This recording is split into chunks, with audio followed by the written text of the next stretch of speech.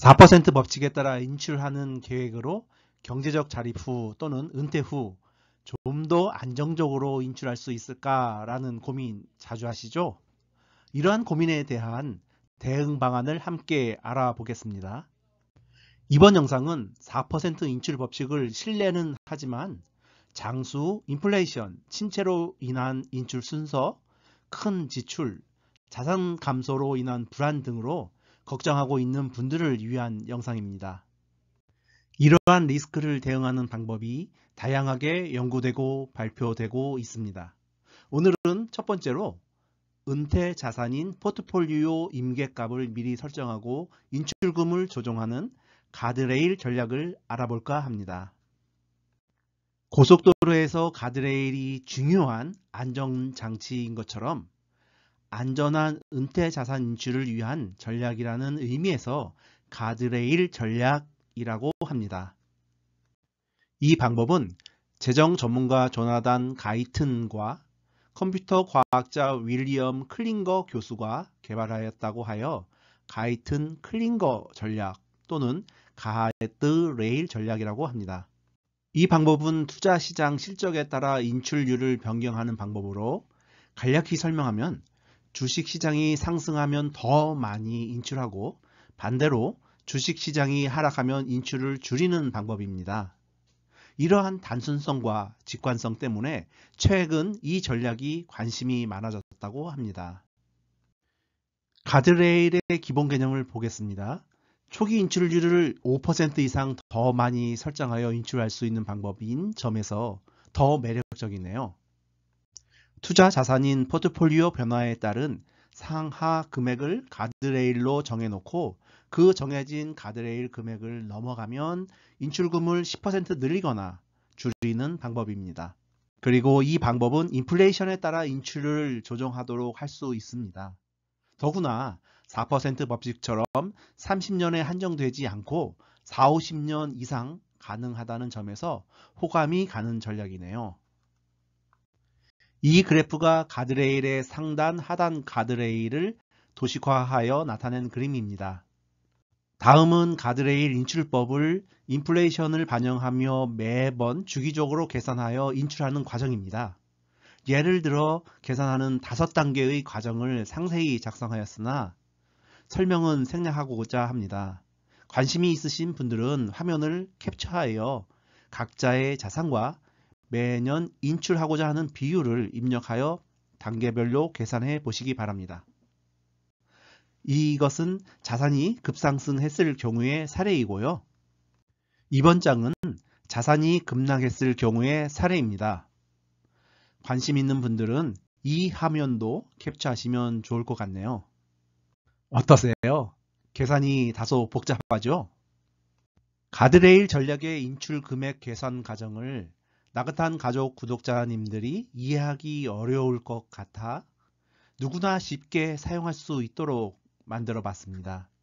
여기서 다음 3가지 숫자만 기억하시면 됩니다.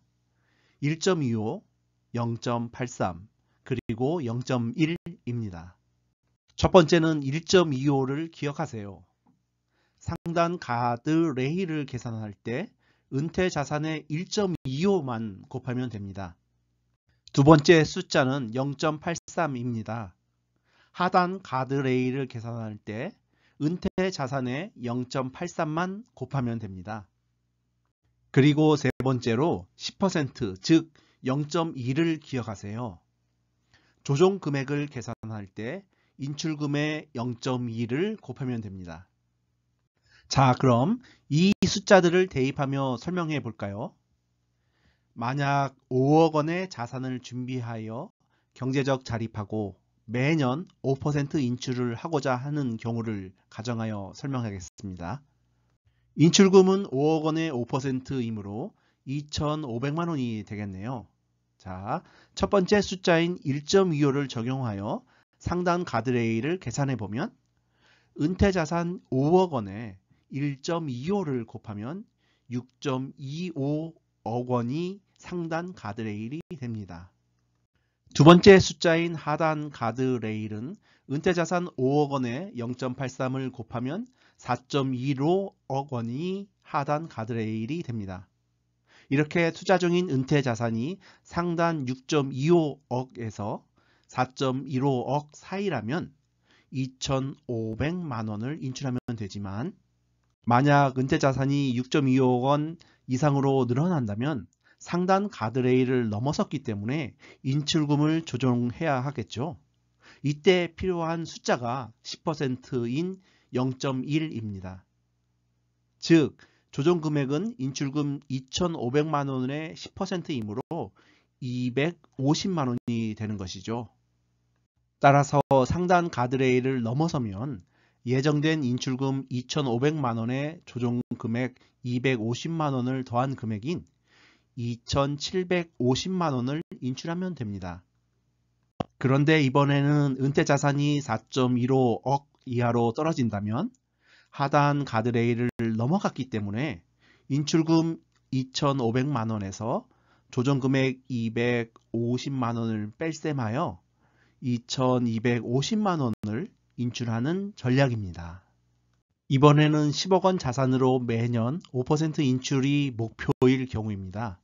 상단과 하단 가드레일 사이에서는 인출금은 10억 원의 5%이므로 5천만 원이 되고 조정금액은 5천만 원의 10%이므로 500만 원이 되겠죠.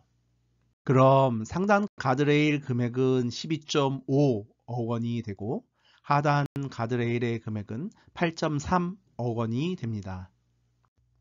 그럼 투자 자산이 상단 가드레일 금액인 12.5억 원을 넘어가면 그때는 5,500만 원을 인출하면 되고 하단 가드레일을 넘기면 4,500만 원을 인출하면 됩니다. 그런데 이 가드레일 전략이 잘 알려진 4% 법칙과 정말 차이가 있을까?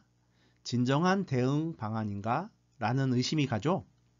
이에 대한 질문에서 출발하여 시뮬레이션하고 발표한 자료가 있어서 함께 보겠습니다.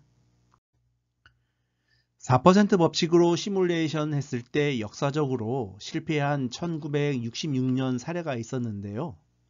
그 1966년 사례를 전제 조건으로 실험한 결과였습니다.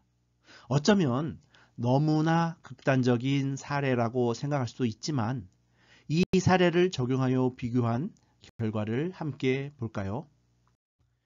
이 그래프에서 파란색 곡선은 4% 법칙이 유일하게 실패한 사례를 적용한 결과로서 은퇴 후 28년에 자산이 모두 소진되는 결과였습니다. 하지만 가드레일 전략을 적용하여 6%씩을 인출한 빨간색 그래프, 5%씩 인출한 노란색 그래프와 4%씩 인출한 하늘색 그래프를 보세요.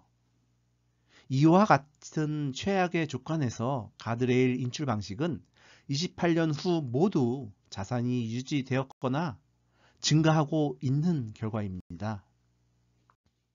이번에는 그 기간 동안의 인출금이 어떻게 차이가 있는지 보여주는 그래프입니다. 4% 법칙은 인플레이션을 반영하여 인출하는 금액으로 계속 증가하고 있지만 가드레일 법칙은 상단, 하단 가드레일에 따라 인출금을 조정하므로 일정한 변동으로 인출금이 꾸준히 유지되는 모습입니다. 여기까지의 그래프를 보면 가드레일이 실감나나요? 아니면 믿음이 가세요? 이번에는 인플레이션을 반영하여 실제 인출 가치로 본 그래프입니다. 4% 법칙으로 인출하면 인출금의 가치가 28년 끝까지 4%로 유지되지만 가드레일 곡선을 보면 최고의 불황기인 9에서 20년 사이에는 실제 인출 가치가 약 2% 정도로 떨어짐을 볼 수 있습니다. 어떠신가요? 불황기가 닥치면 이 정도 인출을 하며 살 수 있을까요? 아마도 사람마다 다르고 상황에 따라 다르겠죠. 결론적으로 이 가드레일 전략을 다음과 같이 정리해보고자 합니다. 첫째, 전통적인 4% 인출 법칙보다 5에서 6% 정도의 인출을 원하는 분들이 고려해 볼 만한 전략입니다. 둘째, 지속적인 불황 경기 침체가 계속되는 시기에 이러한 대응 방법이 있다고 한다면 마음이 좀 더 편하겠네요. 그러나 셋째로, 만약 경기 침체가 심할 경우 가드레일 전략에 의하여 인출금을 점점 더 줄여야 하는데 이렇게 적은 인출금으로 생활이 가능할까? 라는 우려는 남습니다. 오늘은 가드레일 전략을 자세히 알아봤는데요. 다음 영상에서는 또 다른 인출 전략을 알아보도록 하겠습니다. 다음 영상에서 뵙겠습니다. 감사합니다.